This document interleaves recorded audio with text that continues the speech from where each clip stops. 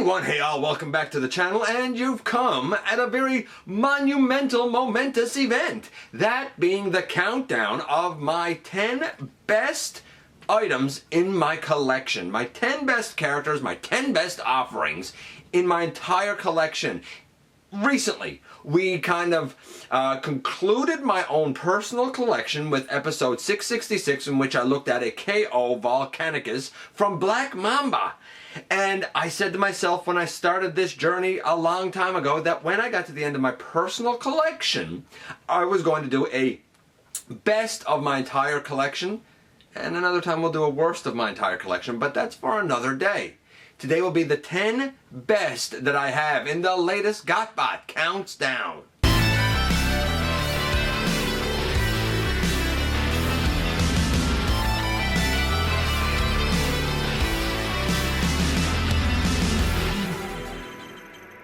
Hey all, welcome back to the channel. I'm your host, your humble host, Dennis Moulton, aka GotBot. As always, please like, comment, share, of course, subscribe, and while you're at it, man, that's right, hit that notification bell, because it lets you know when content of all sorts goes up here on the channel, from countdowns to stop motions to reviews to anything else.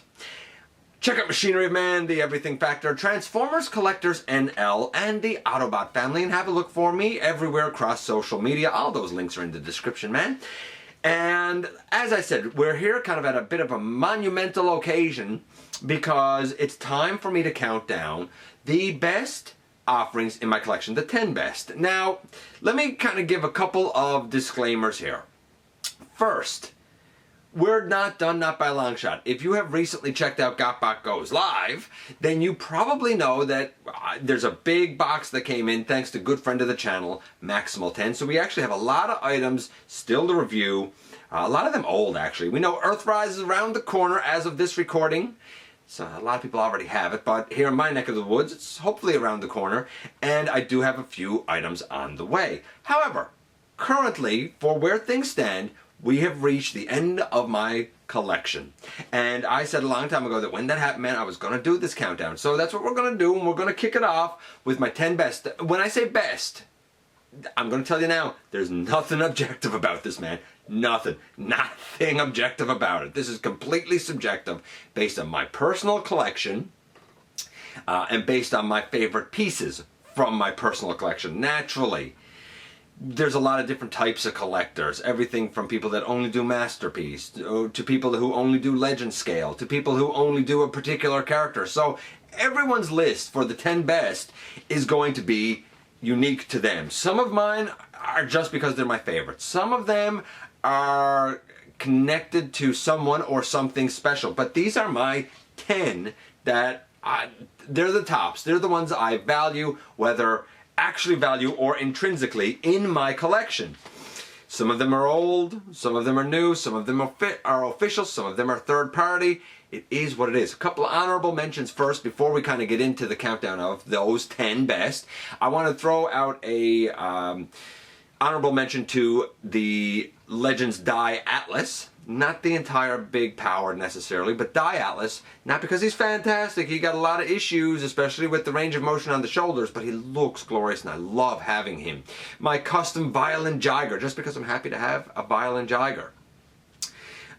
Really most of Titan's Return, certainly the deluxes from Titan's Return, they were done so well, even though some of them really didn't need to be headmasters. And Evasion Mode Optimus Prime. I know, a lot of people really don't like that conversion or the way the arms go, but he stood as my Optimus Prime for a long time. He had staying power for a good 5 or 6 years, and I think he'll always have a bit of a place of honor because of that staying power. A lot of other great ones. Power of the Primes, Optimal Optimus I liked. Punch Counter Punch I was a big fan of. Some things that I like, other people don't like. So this is going to be interesting. This is going to be a fun one. This is going to be a fun one, and we're going to kick things off with number 10. And number 10 for me is going to take me back to a few years ago for me. For some people, it's going to take them back a lot longer than that. It is Beast Wars Megatron. This is my custom Beast Wars Megatron. Here's a perfect example of, I know the mold isn't perfect. Like, This doesn't come off over here. I wish it did. I've seen a mod done. I've never really bothered to do it. Very limited articulation on this arm over here, but there's something charming about this guy, and always was. I never get tired of looking at him. I always think he looks imposing, and honestly, whenever I get an excuse to kind of pick him up and fiddle around with him or use him in a stop motion, I take it, because I think I just really like the character and really like this representation of the character. That's not to say that the Transmetals one wasn't also great, at least the Takara offering of it, or that whole Dragon one, the Masterpiece, the KO Masterpiece. All those are fantastic. Like, there's so many wonderful iterations of Beast Wars Megatron, but the original, this one, done with my custom paint apps, is still my favorite, and that's why he takes the number 10 spot. Number 9 goes to something pretty recent, that being the entire set of the Black Mamba KO oversized Power of the Primes Dinobots. I love these things. A lot of people disliked the look of the Power of the Primes Dinobots, not me, and this entire set was really affordable. Like, it's hard not to like it with its die cast, its ratcheted hinges, its wonderful coloring, its heft, the great joints. I don't really plan to combine it anyway. This works, for example, as a fantastic Grimlock for me. That being said, good friend of the channel, Dragonfly, had sent me a blaster from Non-F Productions, and Maximal 10 provided me with a Fall of Cybertron Grimlock sword. And the hand pegs on this guy, where he's oversized, have also been slightly oversized. They're probably 6mm. I managed to thicken up the handle of the sword and the blaster. Both of them fit in his hands, secure and solid just fine. Yes, I have Grimlock here, but I really, for number 9, am referring to the entire Black Mamba Dinobot team. Number 8... and if you've been paying attention to the channel for any length of time, certainly as we were going through with the Siege line recently, then you probably know that I was absolutely smitten with Brunt and his reuse as the Powerdasher Z-Tar. I love this mold. I think it's a perfect transformation. I think it's perfect articulation. I think it's perfect coloration. It's a 10 as far as I'm concerned for him and for Z-Tar. I like the other two Powerdashers, but I think that this one, for me anyway, absolutely blew me away. Now, a lot of people weren't a huge fan of this one, but I love it. I love the versatility. I love fiddling it around and kind of exploring different configurations with it. And in terms of these weaponizers, I think this guy's fantastic. Some people also don't like the idea of them being parts formers, but I think that that's where part of the beauty comes in with this guy. To be fair, this guy and Z-Tar both have pretty great tolerances, and that's why they score so high for me. Nevertheless, because I'm so smitten with this, even if nobody else is, he has to take my number 8 spot. What about number 7? And we go from one tank to another tank. This tank is much older. This is the Generations Warpath. And this is, I've said it before so many times, this is everything right about Transformers, everything right about design and our fandom. The guy has no hollowness anywhere. He has, like, astonishingly good articulation. He has an involved and interesting conversion without being too complex. I don't know if there's anything here to not like, really. If he's not perfect, he's awfully close on it, and he does provide, I think, a standard of quality, both in terms of design, enjoyment factor, and even just his overall look, that a lot of other offerings struggle to live up to, even right now, this day and age in 2020. And number 6 is a mold that's generally regarded as one of the best molds that ever existed. This is Generations Springer. To this day, this is fantastic. I know we got the Siege one, and that's great and all. And even in my case, the Siege one stands as my Springer now, but this guy has been inherited by one of the Scraplets. And you know what? It's still stupendous. The only reason I was really okay with this guy going to one of the Scraplets is because technically I still have the mold as Sandstorm, which is still an excellent use of it. Again, this is an example of everything done right, and I would venture to say that while there's a lot of variation in people's collections, that anybody who has this would probably put it among their top 10 as well, both in terms of coloration, range of motion, build quality, and conversion. This guy won right across the board. And jumping in here at the halfway point at number 5 is a bit of a surprise, I think, at least to me. Because when Siege Optimus Prime was first announced, I kind of didn't like it. I thought the robot looked great, but the truck with the Cybertronian eyebrows I thought was just awful. Now obviously, and I didn't like the battle damage either. Obviously, I've done a lot of custom work on this guy. The battle damage has been removed. I kind of cut away the truck eyebrows to give him more of a earth trucky mode. I even popped out the kind of translucent pieces on his, I guess, headlights and grill, I suppose. And I've done a few custom paint apps, a couple, you know, a few along the way. And a lot of people would probably pick the Earthrise as their favorite, but I don't have that yet. This guy is in my collection. Who knows? Maybe that will get updated, but I think it's going to be an uphill struggle because I love this guy. Now I know what some people are going to say. Some people are going to say, hey, the Earthrise has a trailer, and that's true. I recently kind of showed this guy off with a trailer as well, the Second Chance SC01 repair station trailer that by rights is meant to go with the Age of Extinction Optimus Prime. And I said, hey, it can kind of work with this guy as well. And some people have asked, how? Well, just to put him down for a moment. Here's the trailer, and underneath the trailer you have these two starts, and these two starts go into a couple of holes on the Age of Extinction Optimus Prime when he's in truck mode. So what do we do in a case here? Well, you will notice that we have an entire black section here flipped down. And these two sections right here, they actually flip up and they give that stand. But they can flip down.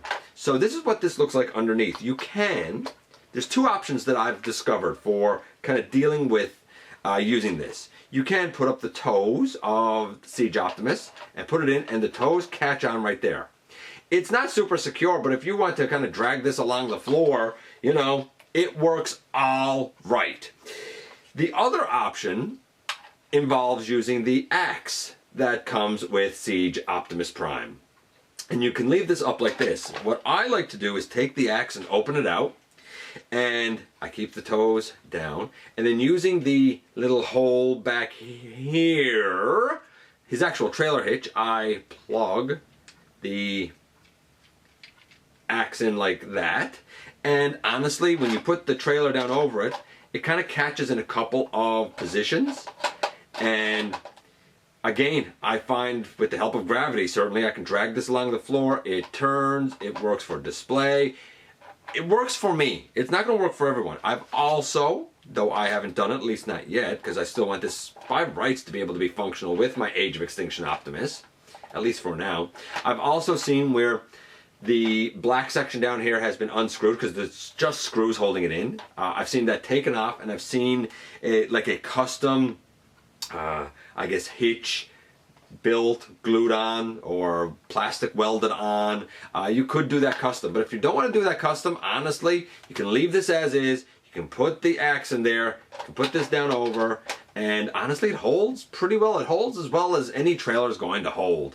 You know, even when you have like a 5mm peg that goes down to a 5mm port, they still only hold so well. You know, like I look at Star Convoy, or I look at Power the Prime's Optimus Prime, and their trailers hold fine, but you know, if you go over a bump, it's probably going to pop it out. This is no different. It works fine, certainly for display.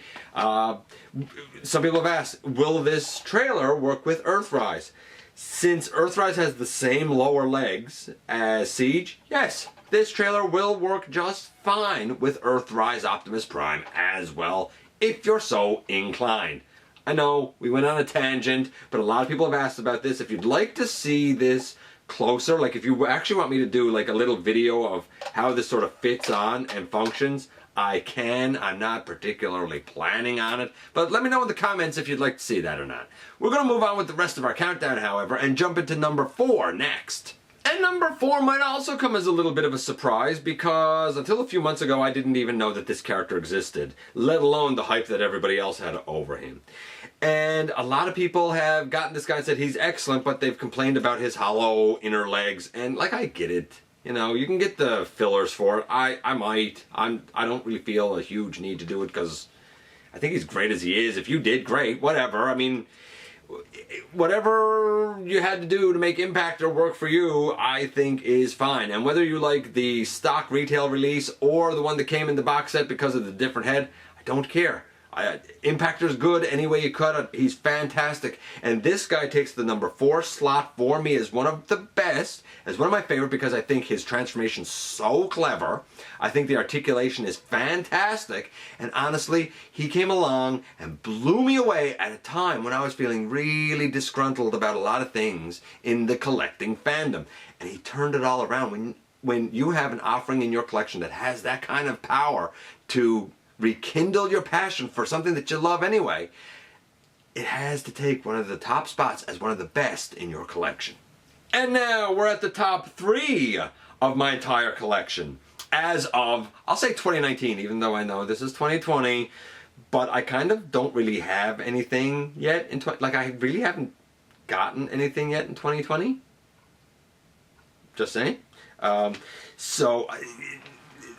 I want to say 2019 because this will probably change as the years progress and my somewhat fluid collection changes over time. But for now, number 3, and I gotta believe that this guy will always, in some form or fashion, appear on this list, has to be Primus, Cybertron itself, which was provided to me by Starscream Wife. I've said it before and I'll say it again, every fan deserves somehow, some way to have Cybertron in their collection. It's their planet, man. It's their planet. The fact that he can transform into their god, so to speak, or certainly their creator, and the fact that when he does so, he's actually really fun. How can he not be one of my favorites? Again, so hefty. He feels so solid, so secure. I never ever get tired of the guy. I don't know what else to say other than he was, is, and probably always will be fantastic. The number 2 best offering in my collection comes to us via Wei Jiang, and it was actually a birthday gift on my 40th birthday from, of all people, my mother. And it is, this big lad. It is Wei Jiang's Ultima Guard. This is my Omega Supreme. There's a lot of great offerings for Omega Supreme out there. The Siege is fantastic. Bit stylized, but certainly fantastic. The Fans Toys, I don't know. If you like Fans Toys, I guess you'll like it. The X9 Gabriel, fantastic. So is this guy. Look, you know what? I don't think there's a bad Omega. Whatever Omega you chose for your collection, you win, because all of them are good. Fans Toys is good. Gabriel is good. What's the Fans Toys one called? Terminus Giganticus? I think it's Terminus Giganticus. He's good. Gabriel is good. Ultima Guard is good. Siege Omega is good. They're all good. But for me, I think I love the heft. I love the die cast. I love the look. I love the shades of gray and orange and yellow.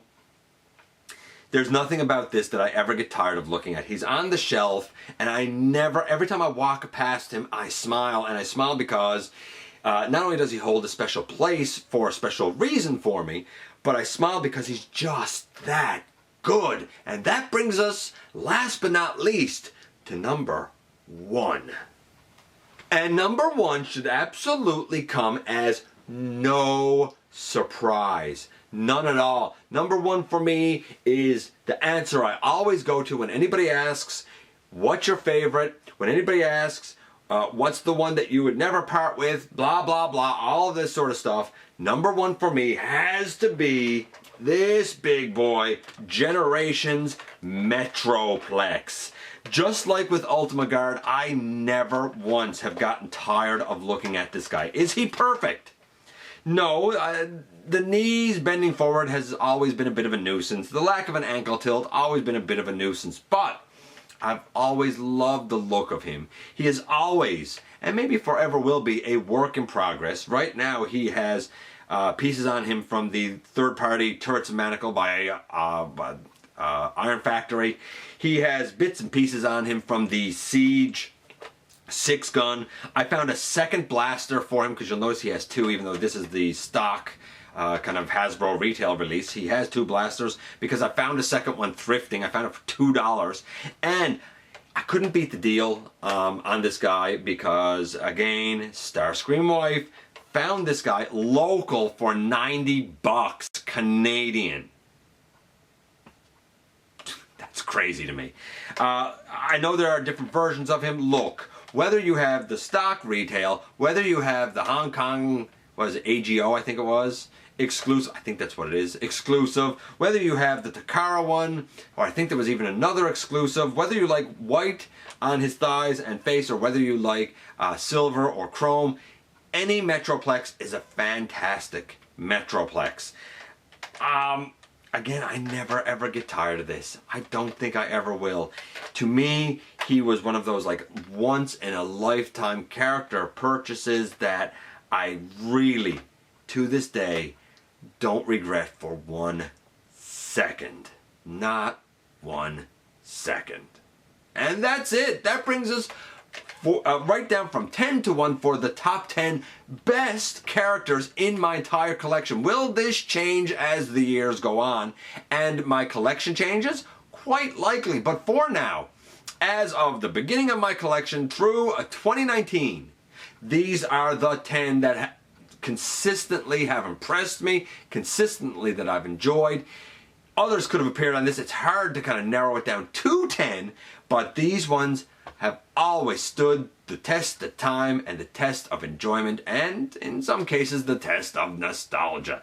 I'd love to hear who your top 10 from your entire collection are. This isn't a reference to a year. This is from your entire collection. Who's the 10 that have always been your absolute favorite? You know that I'd love to hear from you guys. You know I appreciate you dropping by and giving me some of your extremely valuable time. I know how important it is to you. If you're in a position to help the channel to grow, there is a donate link down in the description. Of course, hit the subscribe button. Stick around. Have fun with us. Ton of stuff coming up and on the way, man. Don't forget, somehow, some way, each and every day, you do make a difference. And I look forward to the next time, man, that you and I get together to have another visit, either in the live streams, at the stop motion premieres, or the old-fashioned way, man, right here inside the videos.